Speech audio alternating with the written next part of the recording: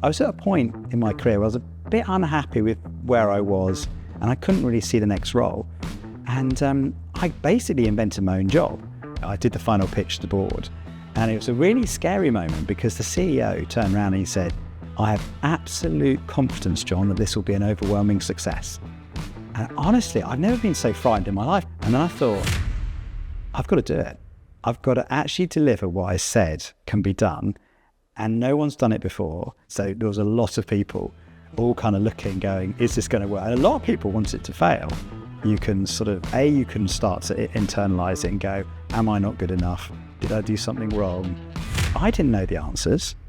I think the first failures you encounter in your career hurt and they can feel catastrophic and you need to take charge of it. But more than that, actually, through failure, you often discover success. If you lose the fear of failure, you actually become more successful because it's the anxiety that it could go wrong is actually what means it might go wrong. How will you know? What's the ultimate success? Very interesting question. Very, very interesting question. Hello and welcome to the Courageous Leaders podcast. On today's episode, we have the brilliant Jon Evans, Chief Customer Officer at System 1. He's also the host of Uncensored CMO, a top global marketing podcast. With extensive commercial leadership experience, Jon has held key roles at Brewdog, Purity, Soft Drinks, and Britvic, driving significant brand growth throughout his career. Jon, welcome to the show. Thank you so much for giving us your time today. Oh, it's my pleasure. This is good fun, by the way. I'm kind of enjoying the whole experience from the other side. And I've got to say, you are so well organised compared to me, honestly. Are you loving this whole set? Honestly, you've got the set, you've got the briefing notes, you've got the questions. We've done it all for you just to show off. Look what we do. I'm so impressed. It's brilliant. Oh, thank you. But I really appreciate you being here. I know you're a very busy man. And I'm very excited to see, what we're going to learn about Uncensored CMO and your career and journey as a leader. I'd like to start with, though, what has been a courageous moment for you to date? I think probably a couple of times so I started off in kind of corporate culture, probably like most people, you kind of ticking boxes. I must work on this brand. I must get this experience. And you have the career development program and you sort of, you go from brand manager to senior brand manager to marketing manager, and you follow that linear path. Yeah. And the real career highlights for me have been where I've actually taken a big jump into the unknown. So the first time I did that was probably when I was at Britvic for 12 years. And I had an idea to set up an innovation team and I just went and pitched it. And it was amazing because I was at a point in my career where I was a bit unhappy with where I was and I couldn't really see the next role. And I basically invented my own job. And I went, I reckon the business needs to do this. And I just went and pitched it. And it's just one of those moments where I think I realised that you need to take ownership of your career. That we're so programmed, or we were then, so programmed into you need 10 years experience. You need to have done the full mix marketing. You need to have done international. Do you know what I mean?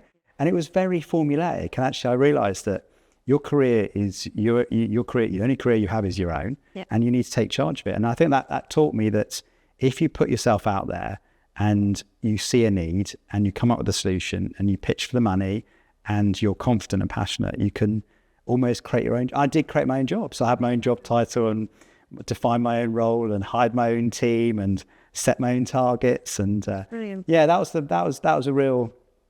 when in my mind I probably changed from being probably a marketer to trying to be more of an entrepreneur. And that gave me a real passion for business and startups and yeah. So I'd like to know, because I think there's a lot of people when they listen to this going, oh, that sounds great, but I'm an overthinker and I'm not very good at presenting and I'm not very good at getting my ideas across. For you, was that just quite a natural progression or did you have to learn or just go, actually, I was really nervous doing that, but I just backed myself to do it? Do you know what? It was totally unnatural. And if I'm honest, actually, I would say it took me being in a position of quite frustrated with my job and almost willing to leave the company. So I was at a point where I kind of thought, unless they say yes to this, I'm going to look for another job because I'm really dissatisfied with where I am. So I think the force of circumstance was one thing. I definitely, the second thing I think that was important is I was on an away week, a sort of management development program, and just having a bit of time out really helps. You know what I mean? Just to sit there and go, well, what do I want? And it's funny in careers, we think about what the business wants from us. And I suddenly flipped it and said, well, what do I want from the business? And where's the meeting of those two things? So there's definitely a little bit of that. And I didn't know the answers. And no one, it was funny actually. I remember this moment where I did the final pitch to the board, and it was a really scary moment because the CEO turned around and he said, I have absolute confidence, Jon, that this will be an overwhelming success. And honestly, I've never been so frightened in my life, because I thought, for me, I was just doing what I thought was a good idea. It might work, it might not. But for someone that senior to say they're absolutely confident actually scared me. And then I thought, I've got to do it. I've got to actually deliver what I said can be done. And no one's done it before. And I might have read a couple of books on it, but I haven't done it before. Yeah. And they're giving me this money, and it was a few £1 million. And I was hiring about 12 roles. And it was really interesting as well, because in that process of hiring, I didn't get many applications. And I was really surprised. I thought, this is really cool, right? I'm launching a new team. It's innovation. We're going to launch these brands. We're going to do something never been done before. And I spoke to a few people going, why is no one applying? And they said, we don't take the risk, because this could fail. In fact, a lot of people said to me, in a year's time, if this works, I'd love to come and work for you. And I just thought, oh, that's interesting. Most people have this inbuilt fear that, I'm not working on the big brands with the big budgets. These are small brands with small budgets. They might fail. Is my career going to suffer because I take this big jump?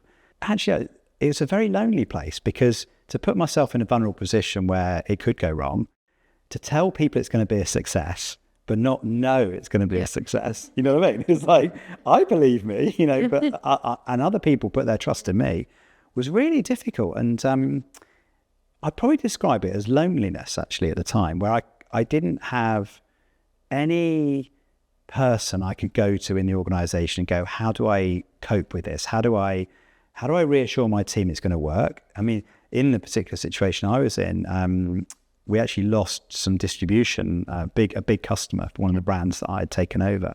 So my P&L my turnover was 30% down on day one from my business case. So my first year I had to recover from a negative, not even start, because in my business plan I'd assumed that the business was stable and I was going to grow it. But between the sign-off, only 2 months between the sign-off and starting, Sainsbury's had delisted the biggest brand, Lipton Iced Tea, it was the biggest brand that we had done. So then I had to replace it, because I had to pay for all the people, and I had a van sales team I was recruiting and the whole thing. So I really felt responsible, but I can only describe it as loneliness. And in fact, in that time, I read a lot of books, and I found real comfort in reading other people's biographies of entrepreneurs and startup founders. And the hard bit at the beginning, you know what I mean? It's okay. I found a lot of comfort in okay, this is how it goes. And I met a brilliant guy called Adam Morgan, who wrote this book, Eat Big Fish, about how challengers succeed. And I just devoured it and was just like, right, let's come back to this. How do startups succeed? What do they do? I mean, I'm in a relatively comfortable position because I have got resources of a big company. Although it's a big jump within the company, I'm not going to crash the whole company if it fails. But there's a lot of expectation on me. And in this particular one, it was a joint venture with Pepsi as well. So they put money in, Britvic put money in. So there was a lot of people all kind of looking, going, is this going to work? And a lot of people wanted it to fail as well. There were quite a few people that were sort of That's the sad thing on human beings, isn't it? Some people they feel better if something else, they see something not work. 100%. It's so sad. There was this, what I didn't know until after the CEO had said, I have every confidence, Jon, this is going to be an overwhelming success. He also said that the same proposal had been presented to the board 8 times in the prior 7 years. So the issue I was addressing was a known issue in the company. And I was like, oh, that's interesting. So why have those not... I didn't know this background, and I was just intrigued. And the answer was that people had identified the problem, but no one had come with a solution. What I'd done is actually fully costed up and thought through the solution. That's why they were kind of going to back me. But again, there were people in the organisation that were very cynical, going, yeah, lots of people have tried this, lots of people have failed. And it plays in your head, doesn't it? It does, and it puts that pressure on it. I think you can either then go, well, I'll show you, but inside it's still like, oh my God. And I'd really like to know, in terms of, you said like people didn't want to join because of the fear of failure. How do you view failure? And has that shifted over time? Hugely, yeah, hugely. I think the first failures you encounter in your career hurt, and they can feel catastrophic. And I think what happens is when you realise that you realise a number of things. You realise that failure is rarely fatal in business. You can always go again. But more than that, actually, through failure, you often discover success. And it's this contradiction.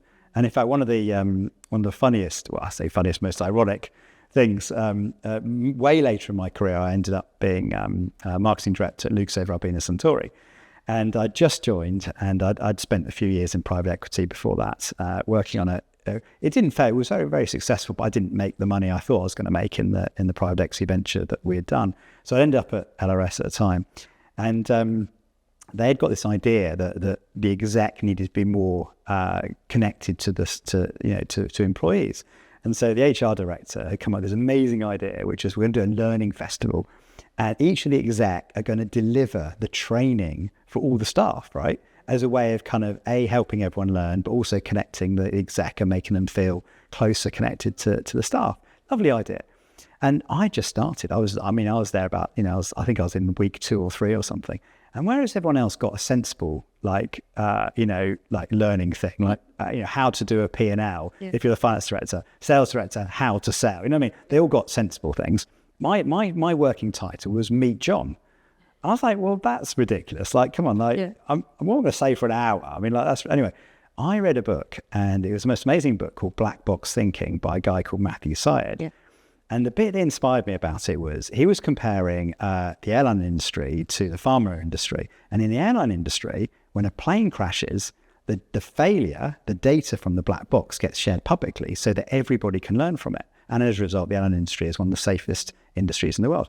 In pharmaceuticals and in healthcare, if something goes wrong, the opposite happens. Like everyone closes ranks, and it's not discussed or talked about because of the reputational damage. So the company is a very different reaction.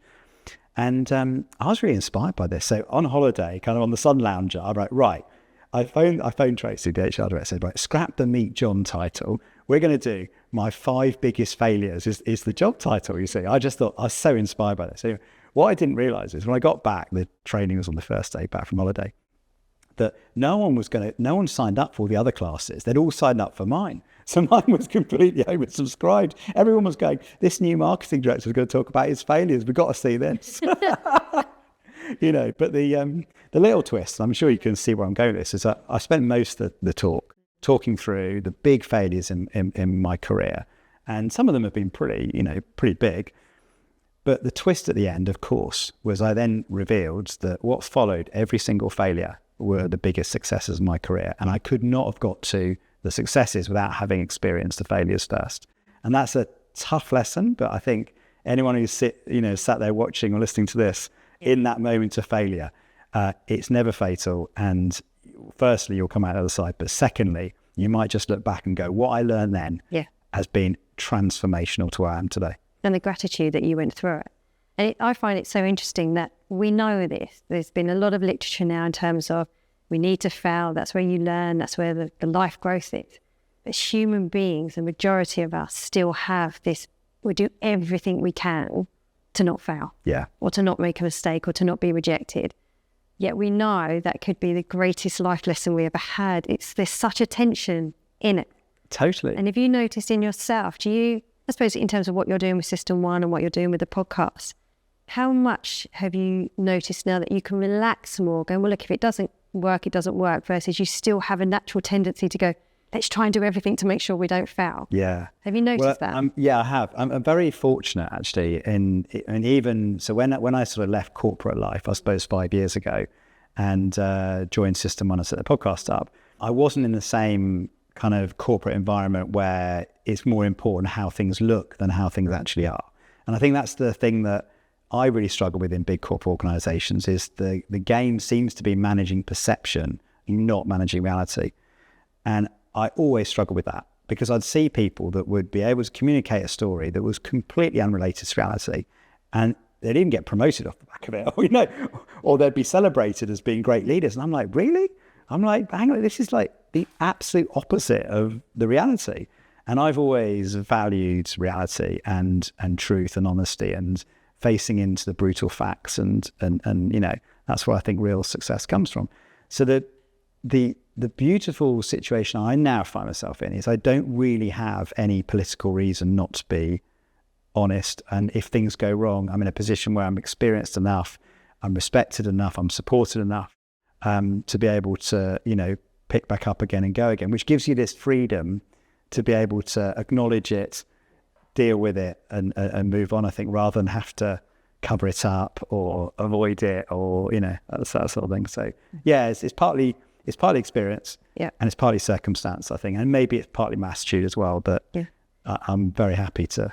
And I looked at the whole perception of reality. I think, with what we both do, we get to meet a lot of people and you said you hear a lot of different stories. The perception, I say, looking at you, and we've met a few times, but your perception is very composed. You seem to have it all together. You seem very calm, very confident, can glide through life. This is just nice. Go to Cannes, do my panels. This is great. Know lots of people, very networked. That's the perception, and it's fantastic what you're doing. It really is. I say, as I've LinkedIn stalked you for a few years now, learning from you. In your reality, what does still wobble you or will make you be a bit like, I feel like I'm off my game here?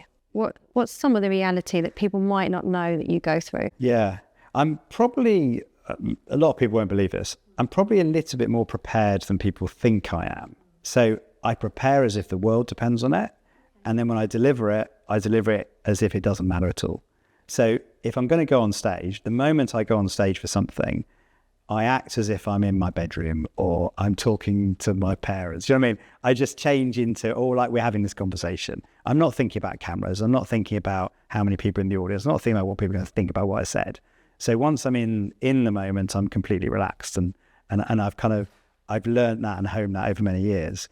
But that partly comes from being very, very prepared in knowing my subject matter inside out. That means I can relax and kind of do it. So there's probably nature and nurture, actually, I think. There's probably a little bit of more preparation people would realise. So if you spoke to, I don't know, Kerry or producer James, who I work with, they'd probably tell you there's a lot more that goes on behind the scenes than is the bit people see. Yep. I mean, you know this better than anyone, right? Yep. You put me to shame on your organisation, but there's a lot more below the surface than people maybe recognise. And then probably nature-wise, I'm naturally quite a self-assured person, so and I'm fairly confident, and so I'm happy putting myself in situations like this, and so I don't mind pressure. I don't mind doing things for the first time, or I don't mind I also don't mind if it goes wrong as well, which is weird actually, because in a way there's a weird psychology actually, I think, where if you lose the fear of failure, you actually become more successful, because it's the anxiety that it could go wrong is actually what means it might go wrong. So I find, for example, if I ever try and script a talk, I fail badly because I go, oh no, I didn't say that, or I missed a sentence, or I got the statistic wrong. Yep. Whereas if I present and don't look at my notes, it's usually much better. Really true, isn't it? It's a thing that I've got a saying is what you focus on is what you get. So if you keep focusing on what's going to go wrong, kind of likely going to happen because you've programmed your brain. That's where it's going to go. What's it going to do? And in terms of you, it's in podcast host, in your leadership, how do you find, your leadership style when you're kind of in the thick with your team, things are going on? So how do you think your team would describe you as a leader? Very interesting question. Very, very interesting question. I've sort of got two teams. I've got a small podcast team with Kerry and James, and we're quite tight knit. We've worked together for a long time, so there's a high level of trust, and there's just we kind of know how things work, so it's quite easy, I'd say. I'm sure they wouldn't necessarily agree, but I have to ask them, see what they say. I do behind the scenes with them. Exactly, my word is a nightmare. But there's one of the most important things I think in any team. Trust is so important, isn't it? And I think when you know each other and you know what each other are good at and you know what each other mean when you say things and all those kind of things, it can become easy. System One team, a little bit different, more because bigger, slightly more complex. There's more projects, there's more things going on and that kind of thing.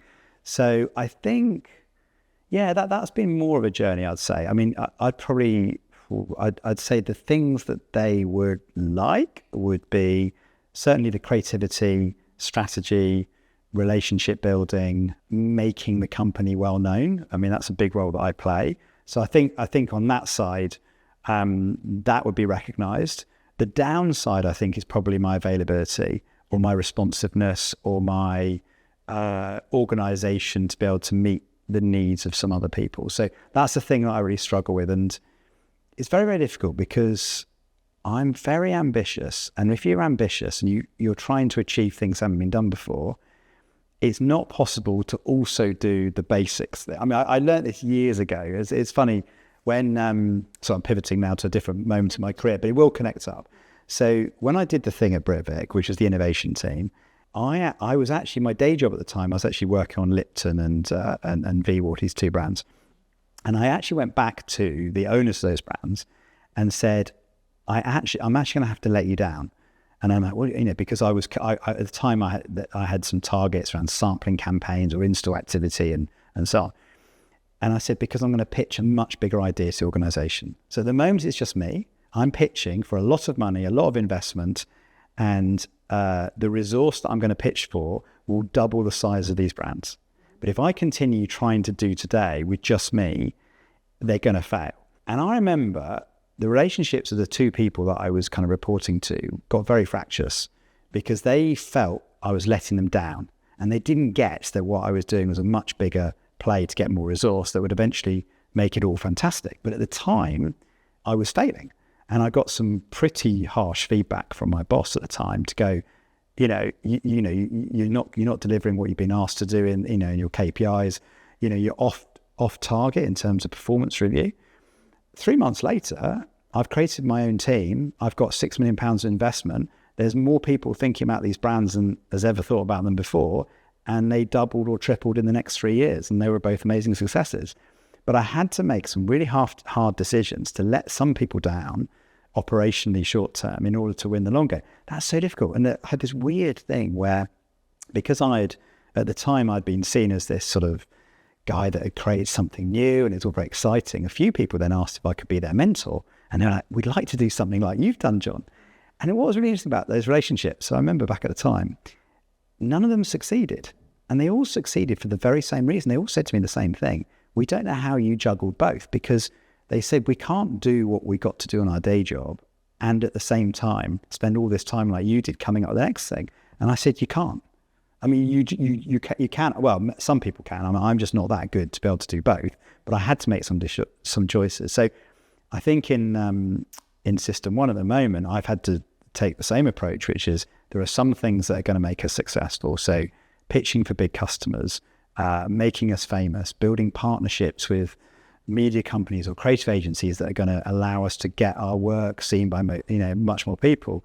So I've tried to do those things, which kind of will have some big long-term successes, but it's always a struggle for me to keep that balance of. So it's that ambition, isn't it, and what you want to do, but what's the cost of that? And is that cost okay? And how long can that cost go for before maybe that starts getting a bit damaged or needs your time back? Yeah. And I'm guessing in terms of, as long as people know, look, can't be around as much, this is where I am, but this is what you can have instead. I need to go over here right now. I think it's the worst when people don't know what's going on. Totally. And that's the thing I struggle with. So the feedback I've had when we've done our sort of leadership feedback and so on, it actually that comes down to communication. So it's not that my intent is bad in those situations. It's just that I need to communicate to people to say, because I'm also over ambitious with what I think I can do and what I say yes to. Do you know what I mean? So it's partly it's self-inflicted. Yeah. Just say no. I mean, people say no. I should be much more brutal about saying no. So there's that, right? And then there's, if you know you're not going to be able to do it, or you know it's going to be difficult, it's much better to tell people up front and give them an alternative or ask for help. I'm also bad at asking for help. Where's that come from? Partly an overconfidence in the ability to juggle everything and not anticipating other things that might come up, I suppose. There's a little bit of, I think a lot of people get this, is you'd rather do the job yourself. And I find it so hard when, You know, when you need to train someone else up and you've just got that, I've got to put more effort in, right? And then they're not going to do it like how I want to do it. And you get it's a tough transition. That's so difficult. And I really admire people that can do that. So, but of course, long term, that's where success comes from, right? Because you will be more successful by training other people up. And so would you say you're naturally more short-term focused or long-term focused? Long term. You're long-term. Very, very much long term. So with that long-term focus, sometimes the short-term needs of others can suffer in the totally. That. Okay, so then it's just then looking at how do we improve that communication so everyone's on the same page as you. Yeah. So you mentioned there about difficulty to say no. Now, for a lot of people, not being able to say no is because they tend to go into people pleasing or they don't want to upset someone.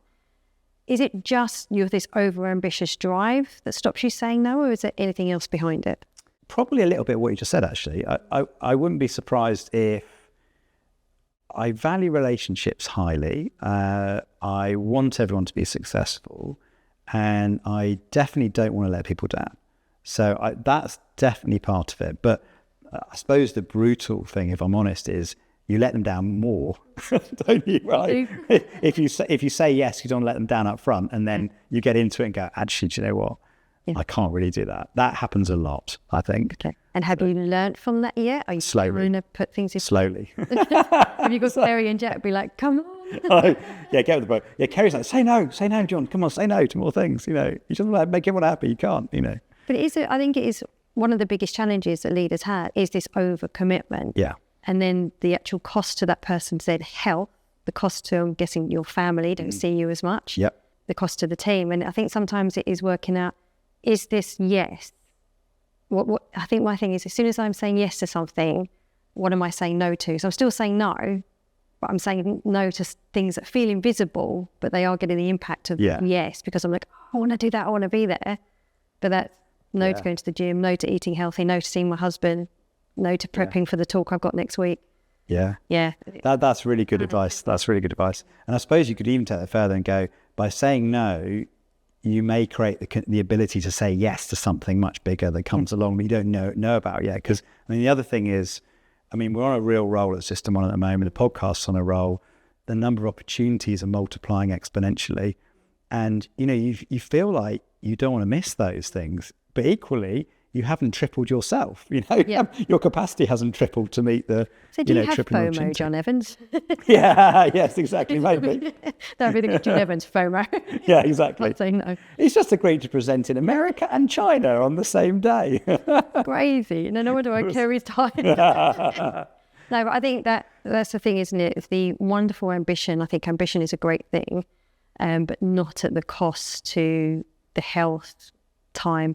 And I think the one thing I'm hugely ambitious, and I'm very grateful to my husband who's helped me find a balance now in life.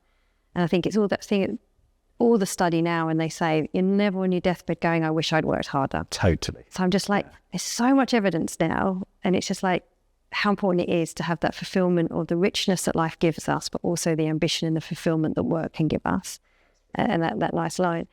And I love, you know, it's so exciting to see what's happening with Uncensored CMO and what, you know, with System One as well. It's just, I just see it everywhere now. It's absolutely fantastic. Sorry about that, by the way. Do we? Yeah. Can you turn him off? No, it's brilliant. And it's very inspiring. I say it's inspired me to do this and to do what we do.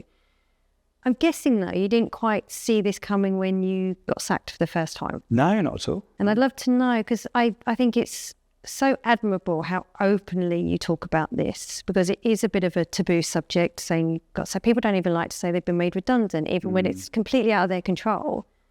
It's still got this, oh gosh, you were picked. And it's like, yeah, but it's the business lost money. Yeah.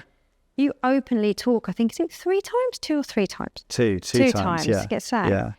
In the same year as well, just to make it more fun. Yeah, dramatic. I'm going to do like dramatic drum roll when we talk about it. Twice in the same year, you know, Twice just to in make the it same year even getting worse. sacked. You've openly spoken about it, and you know the success now. What was the thinking in terms of going? Why you chose to speak about it so openly, and actually, how have you seen the impact that's had you doing it? It's probably the number one thing people message me privately about. I mean, I get lots of feedback, which is lovely. You know, I mean, you'll find the same doing a podcast as well. People are very generous with feedback, and it's so exciting to hear. And the openness about being fired is probably number one, actually. And it's it's a bit of a cultural thing. I mean, I was in Tel Aviv doing an innovation study years ago, and I met I think he was the number one VC in Tel Aviv. And Tel Aviv is a hotbed of innovation and investment and entrepreneurship. It's just the most amazing place. And it's the most captivating talk I think I've ever heard.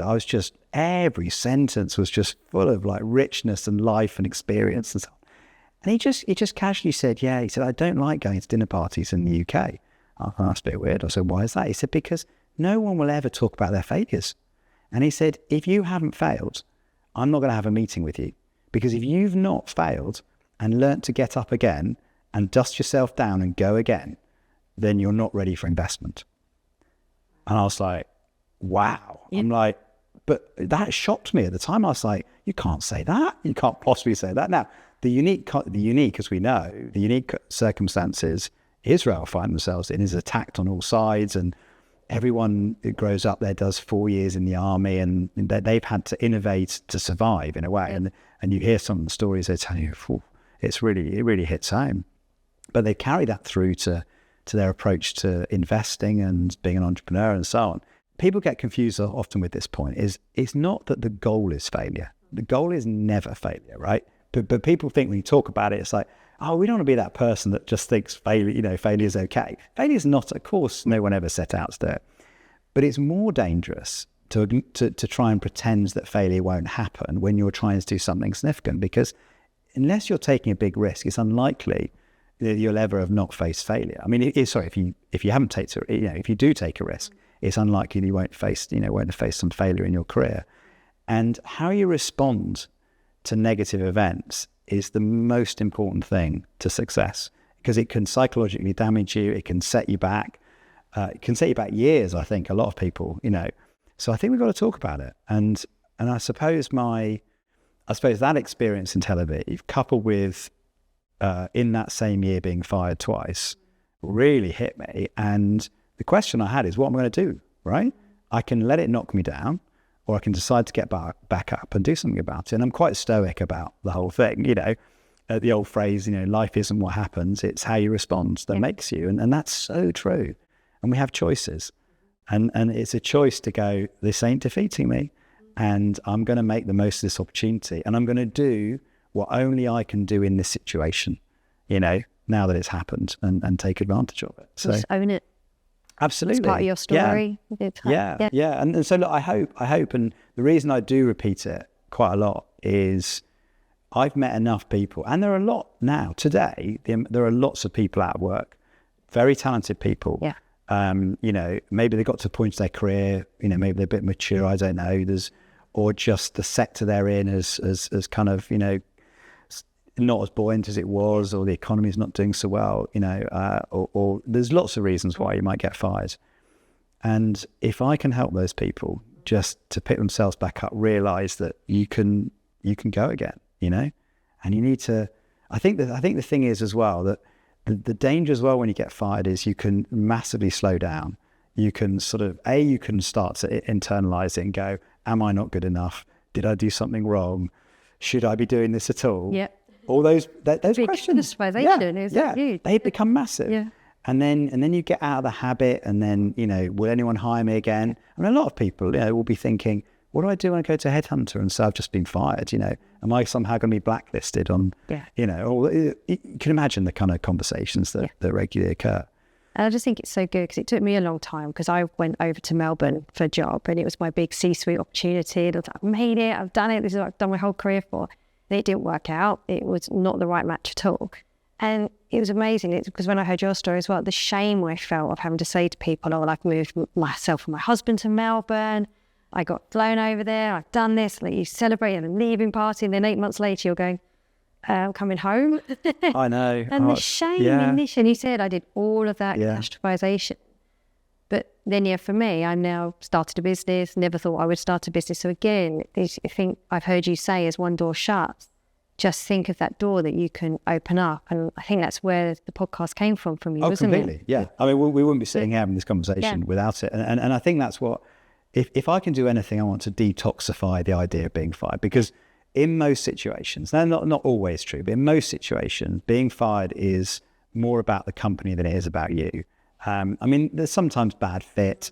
Sometimes people make mistakes. Yeah. You know, I mean, my firing was particularly political in terms of, you know, people wanting to assign blame for a project and all those things that kind of go in. But you need to remember that it's rarely about you.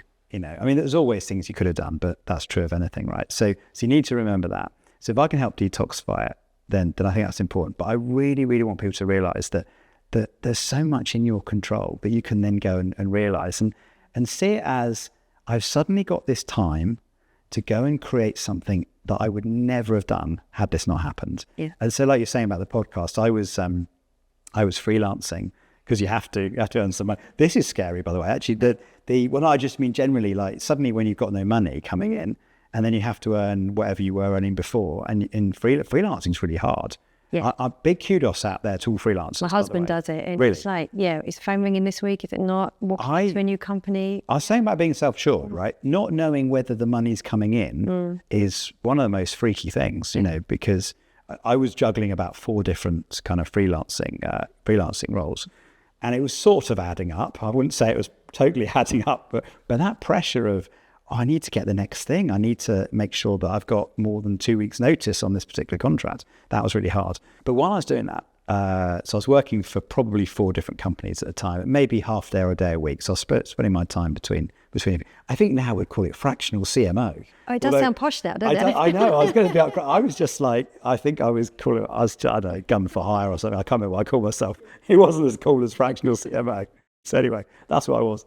But they all had similar needs, and they were all trying to. So I was helping with business development, basically. So how do you pitch? How do you position yourself? How do you network? All those things. And they made an assumption that I had loads of CMO mates. You know what I mean? They were like, "Oh, Jon, you can introduce us to all your CMO friends and help get our design agency into the pitch, Jon." And I was like, "Do you know what the funny thing is? As a CMO, most of my relationships with customers and suppliers and agencies, I don't hang out. There's not like some CMO club somewhere where they all hang out together and I can just introduce you." And that's where the idea came from, because I just thought, well, actually, if I could do something for CMOs that created some value for them, have a reason for me to sit and have a chat with some CMOs, I'll build my own network that I think could be useful to these companies I'm working for. And then what happened is, in about 3 or 4 months after I started, the System 1 role just got bigger and bigger, to the point that eventually they just said, "Well, you might as well come on full time because you're spending so much time with us anyway. We'll get you on the payroll." Push them on the line. Yeah, exactly. And what was lovely about it as well is I just started the podcast and started recording episodes and planning it. But actually, the 2 things were mutually beneficial anyway, because the conversations I was having on the podcast actually helped System 1. So what I'm so grateful to them is they kind of saw that opportunity, so gave me the freedom to keep going, which is great. And congratulations. Absolutely brilliant. And when can you look back now, say your very first episode to now, do you ever watch the first one and go, "Oh my word"? Have you seen the growth? Because, you know, it's mainly CMO, you're then changing your role to be like a podcast host. Yes. How was that shift for you, and how's that been over the years? Yeah. Well, first, it's been great fun. And it's funny, it's so, there's been little chapters, right? So the first task was to just do a podcast, and I think we did 6 or 8 in the first season. So it was very much like record them as a batch, we'll release them, and then we'll go back to the day job, right? So it was like it was an experiment. It wasn't I didn't plan to continue, but it was a case of we'll see how it goes. Then it did okay. I mean, you know, didn't set the world alight. But then actually the pandemic happened. So then it was like, well, what do we do in the pandemic? And so that chapter was more, actually, if I'm honest, more about therapy, because it was me going, do you know what? I need something. I need to connect with people. Maybe we'll keep the podcast going and we'll talk more about how we get through the crisis. So it sort of pivoted a bit to that. And then after that, unfortunately, producer James is such a talented guy, and he kept on saying, "Come on, Jon, we've got to do more. Come on, let's keep this going," sort of thing. And then we committed to fortnightly. And then we noticed something happen, is that once we made the commitment, rather than just have the same number of downloads every week, we suddenly went, oh, every episode's gone up a little bit. And then there were certain guests that then boosted it a bit more. And actually what we realized is there was starting to be this little tick up, kind of happen every couple of weeks. I'm like, oh, okay, it's actually getting momentum. So what started as actually me just talking to people I wanted to talk to, mainly for my own benefit, suddenly it flipped to, oh, there's a few people listening now, and there's a bit of momentum. And actually, if we stop this, we'll lose that momentum sort of thing. And then 18 months ago was actually the pivotal moment, because usual sort of thing over Christmas. What am I going to do with it? It's kind of like, it's doing okay, but what am I going to do with it?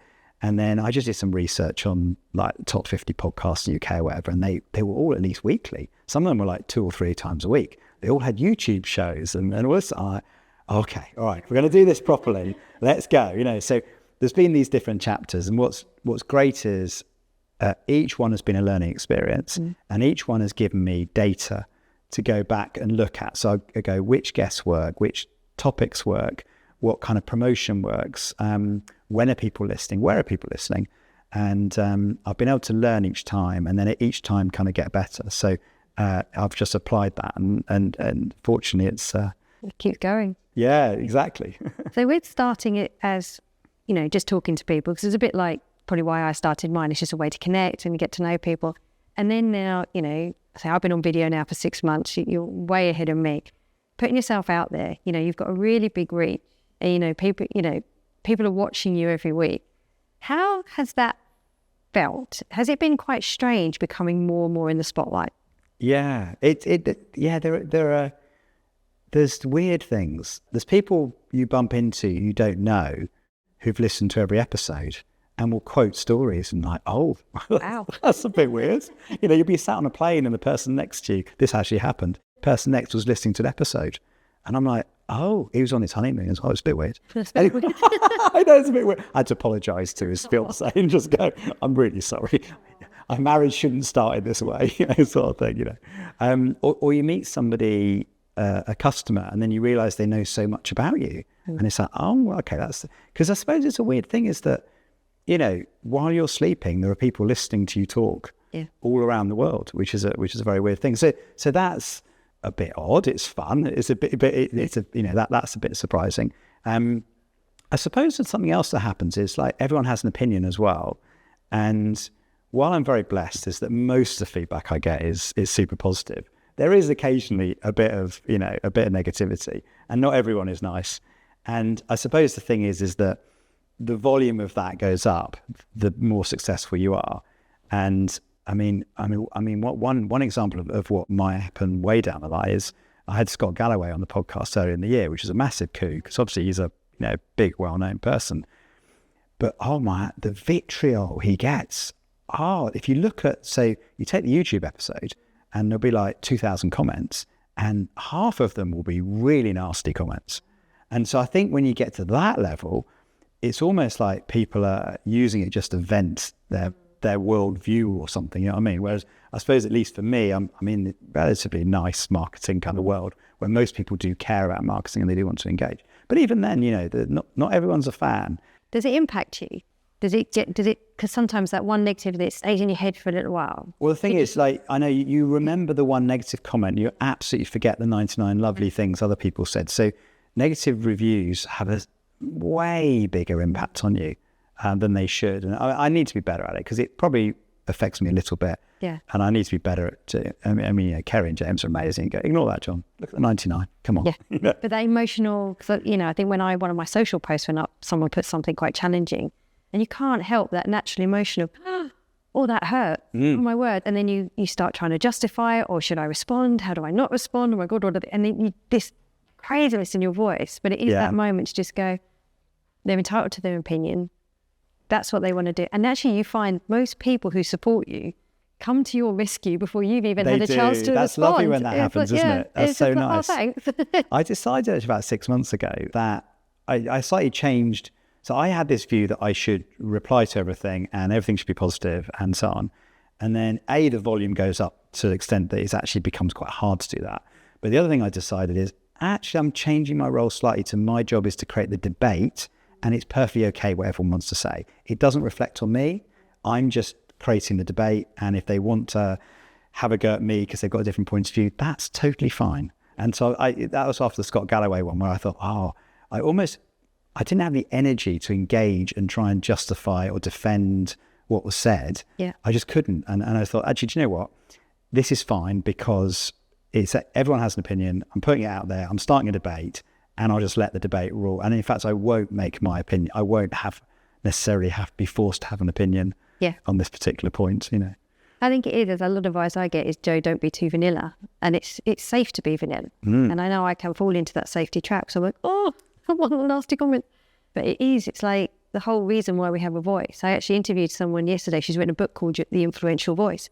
The whole reason we've got a voice is to be able to create a debate, to have an opinion on that debate. Actually, if someone doesn't like you, fine. And I think it's more about me learning how to let that go than worrying about that person. Because whatever they need to say, that's about them. Totally. The skill to go, I can create some space and detachment from that, versus letting it quieten my voice and go vanilla to be safe, versus, hold on, think of the impact you could make if you just let go of that worry. Yeah. I think, and you know, I'm not in the spotlight as much as you, but I've noticed the shift of people start going, oh yeah, I know Joan. I'm like, oh, okay. It's a bit strange. It is a bit strange. Isn't it? How will you know what's the ultimate success Yes. for your podcast? Guest-wise or just generally? I'm going to go general. Generally. Might be a guest, might be part of that strategy. Yeah. What's the ultimate success for you? I suppose if I go down to what's the insight I'm trying to address, there's a number of layers to it. So firstly, going back to my experience, I think most CMOs are quite lonely in their sort of positions, because you're the only marketer on a board. You're having to fight the good fight for marketing. So I think I want to be the world's leading resource for CMOs, for example, right? So that's one element to it.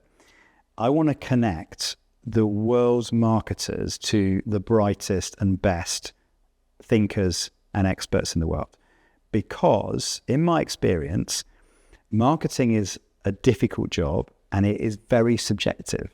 Even within marketing, we debate the theories, right? In terms of like, you know, I don't know, is econometrics accurate or not? I don't know, there'll be something like that, right? People will be like, oh, MMM models are rubbish, and, you know, there'll be this for and against, I don't know. You know what I mean? Yep. Like every industry has its fights and so on. Performance marketing versus brand, you know, all this kind of thing. Anyway, there's enough debate that goes on just within the industry. But generally speaking, marketing is an under-resourced industry in terms of evidence and training and support and so on. And it's a tough job. So I see my role as basically making available to as many people as I possibly can the expertise, the data, the insight, the how-to, the psychological support, and to try and lift the industry and make everybody more successful and effective. That's the goal. And is this across the world? Is this international? Yeah, globally. We're going big. Now, maybe I'm arrogant, but I don't see that anywhere. So you can and you should go and do courses like Mark Ritson's. You should go and read books, How Brands Grow, whatever. You know, there are certain things every marketer should do to be well equipped. But in terms of every week having access to the best marketers in the world, the best thinkers in the world, the people that have done it, people that have started, businesses, people that are running multi-billion-pound brands, being able to listen every single week and be inspired and to learn from those people, that's the bit I want to make happen. Very cool. And I totally believe it's going to happen. To make it happen, I'd like to know, is there anything right now where you need to develop and be more courageous in your leadership to make that possible? What would that be? Cool. So I'm pretty sure that is a combination of delegation and hiring talent, because I cannot go to the next level on my own. That isn't possible. I mean, I haven't got to this level on my own either, right? So it's involved some fantastic support from my employer, and it involves hiring some very, very good people. So I think the only limitation on the vision is probably the people that I can get around me to help support me, whether they're partners, investors, whether they're employees. But I think it's going to be really, really careful hiring and delegation, and being comfortable with delegation, which I know I'm not comfortable with. So, and I'm so guessing there's a bit of prioritising your time. Yeah, exactly. So you've actually got the time to focus where you need to go. Yeah, which is completely. It's very, very exciting for you, and I love watching the journey you're on. Looking back to young Jon, what advice would you pass on to young Jon after everything you've learned so far? Oh, that's easy. Jump early, definitely. So I maybe I'm a product of my generation, which was probably the last generation of you need to go and get the experience, 10 years experience or you know what I mean? And today you can achieve anything you want to with the technology that's out there, the networking opportunities, the pace of change, the investment that people will give you. You know, people are looking for founders to invest in. Yeah. And I wish, as a younger version of me, I had the confidence, the network, the belief, the just sheer desire to go and make something happen. And I think, in my mind, I always thought, I will wait until I've got every box ticked, right? Until I'm financially secure, until, you know, the right moment arrives, till the perfect idea comes into my head. And I was waiting for the impossible. And I think if you wait for the impossible, it will never happen. And if you've got a seed of an idea in your head and you really think that you want to do it, the best time to jump is now. Okay. It's not tomorrow. And it's a funny thing, but when you jump, that's when the answers appear. They don't appear before. Because when you put yourself in a position where you have to go and do it, you will work it out. But so long as it's an option, it won't happen. Yeah. And I think that's so I don't know, let's say I'm going to do 100 episodes of a podcast called Courageous Leaders and make it the best podcast in the world. And I'm going to get to these guests, right? When you commit to it and you tell people and it's happening, it's going to happen. Especially say you go live every week. It's like, right, who's Do you know what? that deadline, yeah. That weekly schedule for me has been a godsend because I can't get out of it. No, tell me about it. You know what I mean? I can't.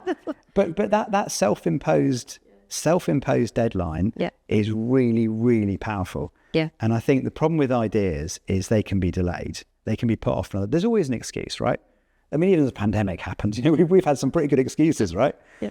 But I think if you really want to be an entrepreneur, I think the time is now. Don't wait.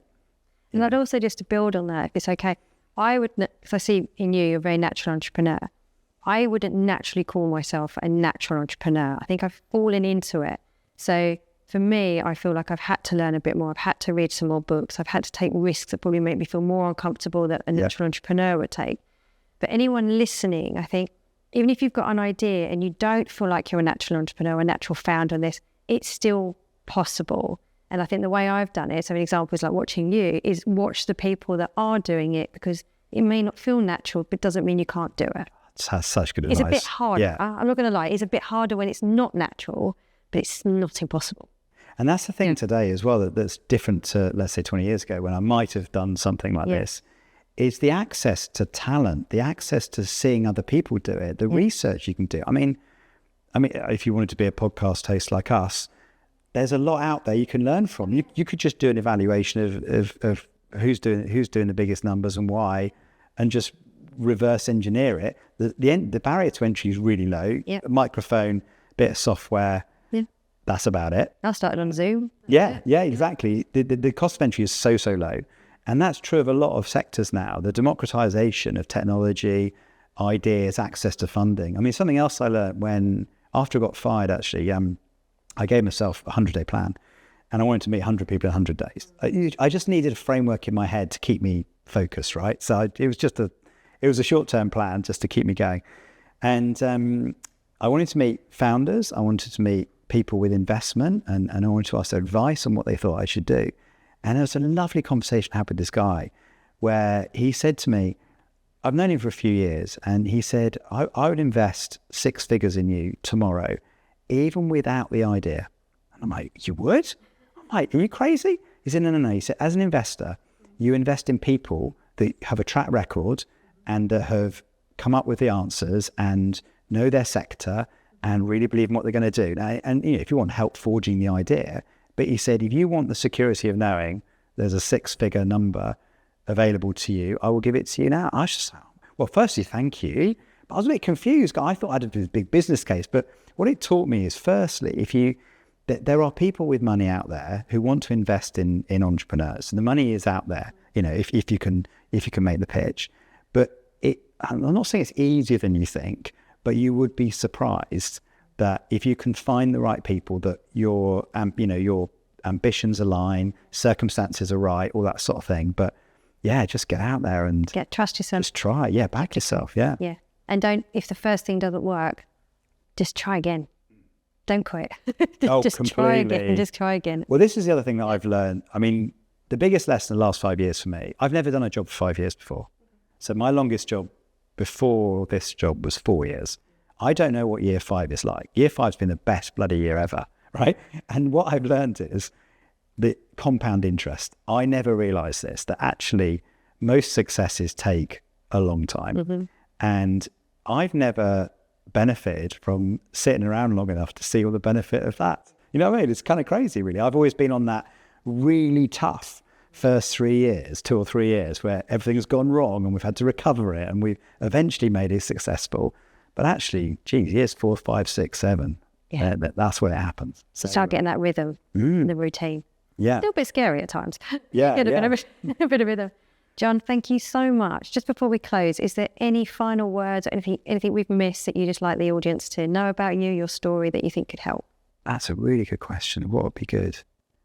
I think the other thing I've learned would be, so we talk about the compound interest of sticking at something and learning and repeating, the kind of flywheel effect that you learn.